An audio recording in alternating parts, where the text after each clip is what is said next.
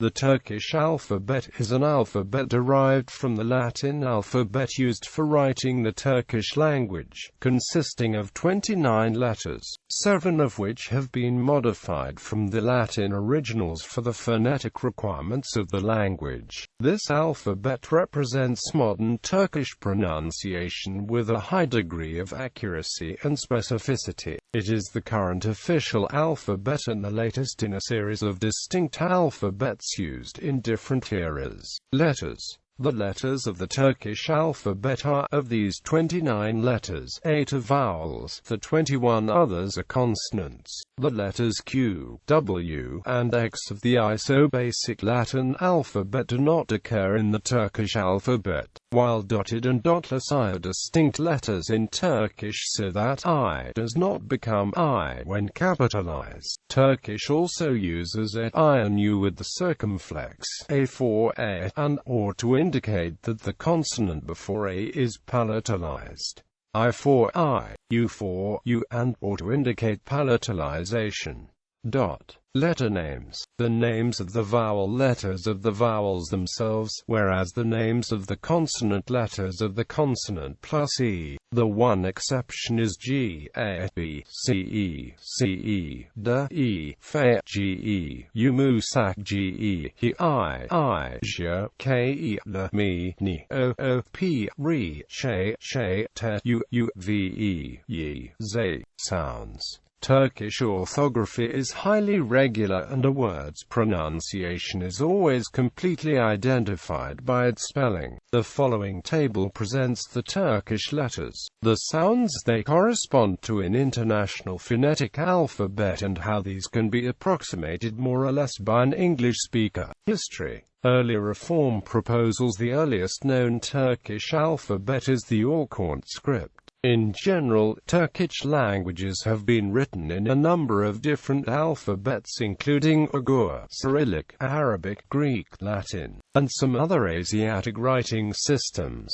Turkish was written using a Turkish form of the Arabic script for over 1,000 years. It was well suited to write Ottoman Turkish, which incorporated a great deal of Arabic and Persian vocabulary. However, it was poorly suited to the Turkish part of the vocabulary. Whereas Arabic is rich in consonants but poor in vowels, Turkish is exactly the opposite. The script was thus inadequate at representing Turkish phonemes. Some could be expressed using 4 different Arabic signs, others could not be expressed at all. The introduction of the telegraph and printing press in the 19th century exposed further weaknesses in the Arabic script. The Turkish Kipchak Cuman language was written in Latin alphabet like in the Codex Cumanicus.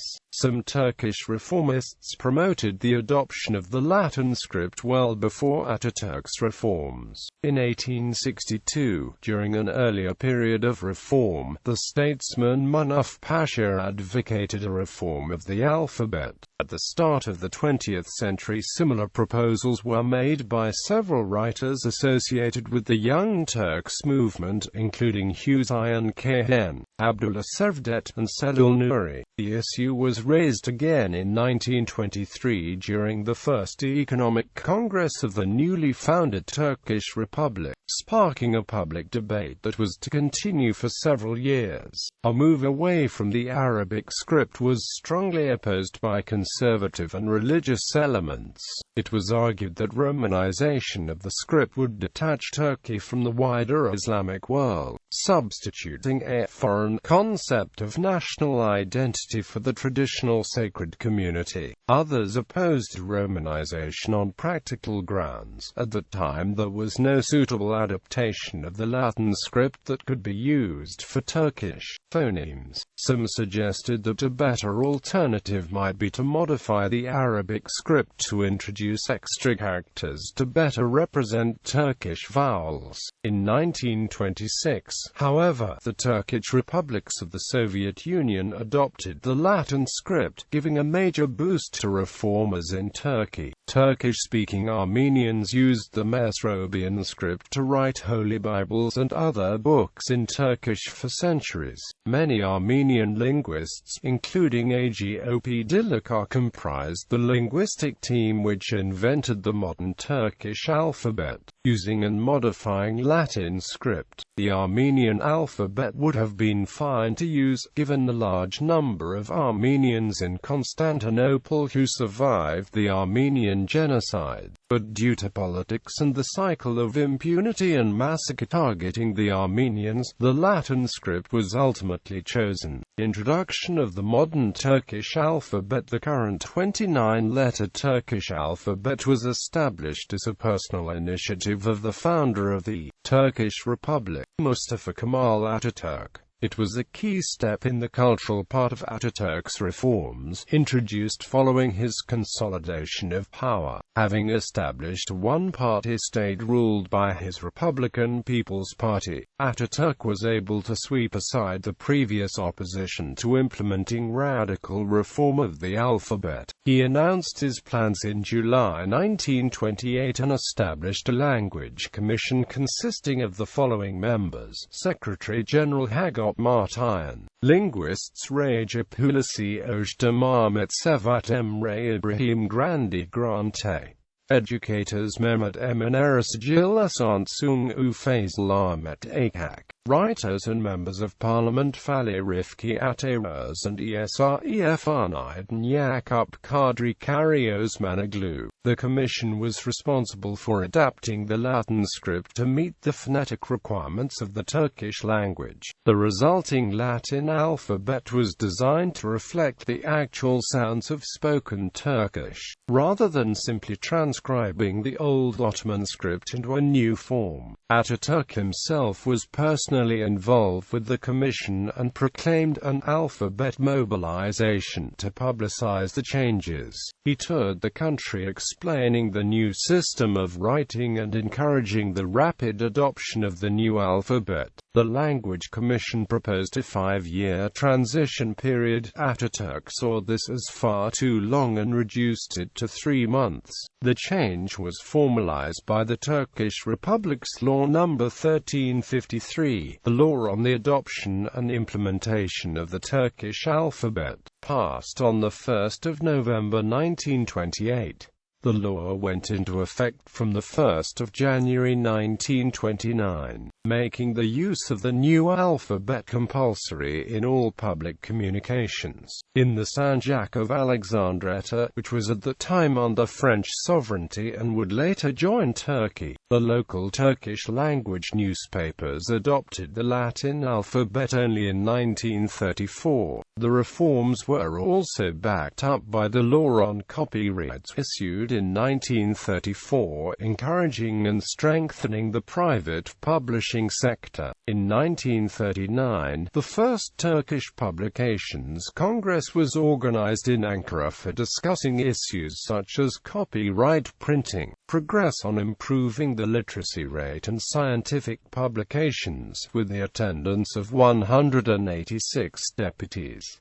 Political and cultural aspects. As cited by the reformers, the old Arabic script was much more difficult to learn than the new Latin alphabet. The literacy rate did indeed increase greatly after the alphabet reform, from around 10% to over 90%, but many other factors also contributed to this increase, such as the foundation of the Turkish Language Association in 1932, campaigns by the Ministry of Education, the opening of public education centers throughout the country, and Ataturk's personal participation in literacy campaigns.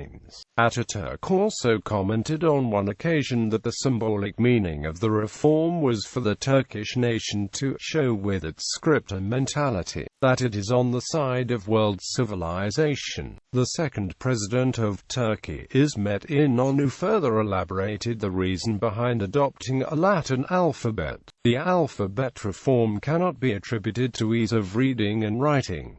That was the motive of Enver Pasha. For us, the big impact and the benefit of alphabet reform was that it eased the way to cultural reform. we inevitably lost our connection with Arabic culture. The Turkish writer Serif Mardam has noted that Ataturk composed the mandatory Latin alphabet in order to promote the national awareness of the Turks against a wider Muslim identity. It is also imperative to add that he hoped to relate Turkish nationalism to the modern civilization of Western Europe, which embraced the Latin alphabet. The explicitly nationalistic and ideological character of the alphabet reform showed in the booklets issued by the government to teach the population the new script. They included sample phrases aimed at discrediting the Ottoman government and instilling updated Turkish values, such as, Ataturk allied himself with the nation and drove the sultans out of the homeland. Taxes are spent for the common properties of the nation. Tax is a debt we need to pay. It is the duty of every Turk to defend the homeland against the enemies. The alphabet reform was promoted as redeeming the Turkish people from the neglect of the Ottoman rulers.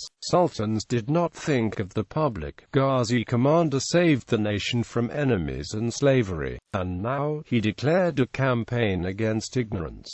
He armed the nation with the new Turkish alphabet. The historian Bernard Lewis has described the introduction of the new alphabet as not so much practical as pedagogical, as social and cultural, and Mustafa Kemal, in forcing his people to accept it, was slamming a door on the past as well as opening a door to the future. It was accompanied by a systematic effort to rid the Turkish language of Arabic and Persian loanwords, often replacing them with revived early Turkish words.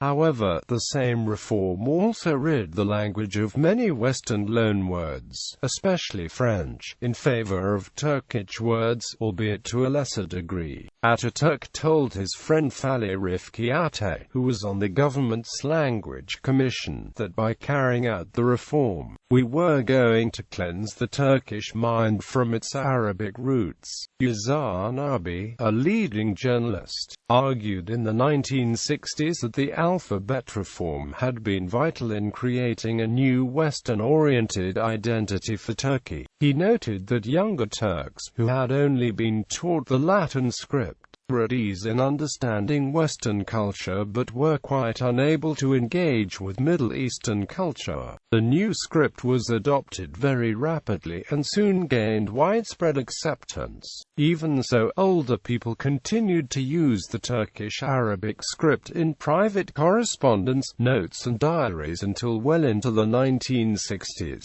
Distinctive features: dotted and dotless I are separate letters, each with its own uppercase and lowercase forms. The lowercase form of I is un, and the lowercase form of I is I. The letter J, however, uses a tittle in the same way English does, with a dotted lowercase version and a dotless uppercase version. Optional circumflex accents can be used with a, I, and u to disambiguate words with different meanings but otherwise the same spelling, or to indicate palatalization of a preceding consonant or long vowels in loanwords, particularly from Arabic. These are seen as variants of a, I, and u, and are becoming quite rare in modern usage.